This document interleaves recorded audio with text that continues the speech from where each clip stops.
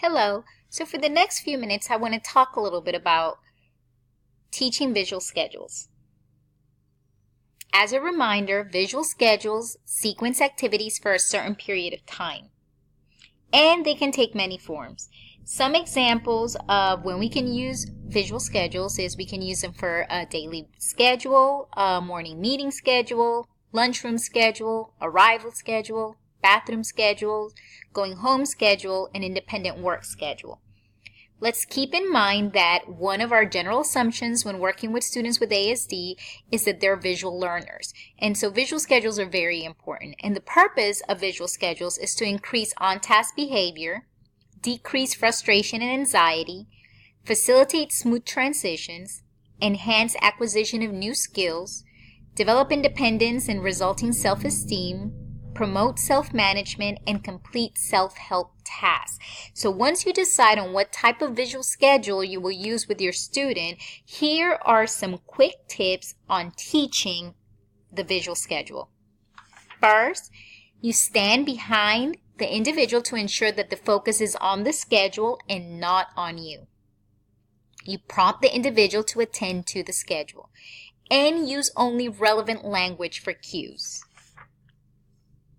Some other helpful tips are you prompt the individual to transition to the activity and to perform whatever the designated action is with the schedule materials.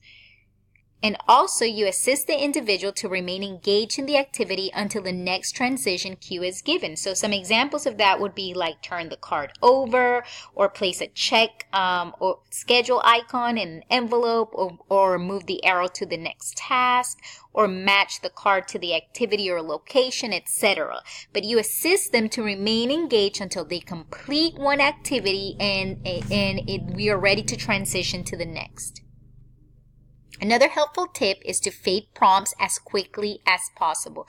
Once the students start engaging with the schedule, you start fading those prompts and that you use the schedule consistently throughout the day. Many times I hear from teachers, oh, well, the student knows the schedule.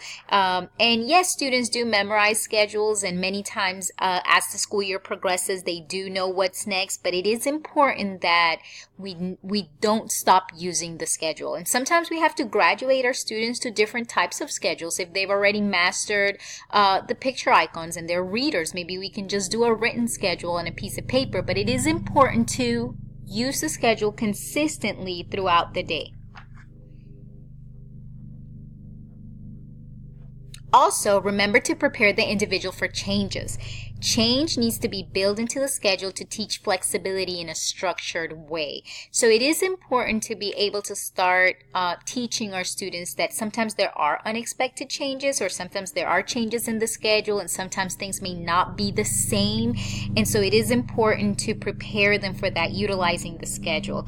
And last, schedules or parts of them need to move with the individual across settings. So it is important that the schedule does move with the student from setting to setting, from person to person too, when they are with different service providers or where they are with different teachers or in different classrooms. It is important that the schedule, part of the schedule, moves along with them so that it helps them move smoothly throughout their day. To learn more about visual schedules and visual supports and evidence-based practices, visit our Canvas course, Overview of ASD and Essential Supports, where you will find a lot of helpful information, resources, videos, links to webinars that can help you implement these evidence-based practices in your classroom.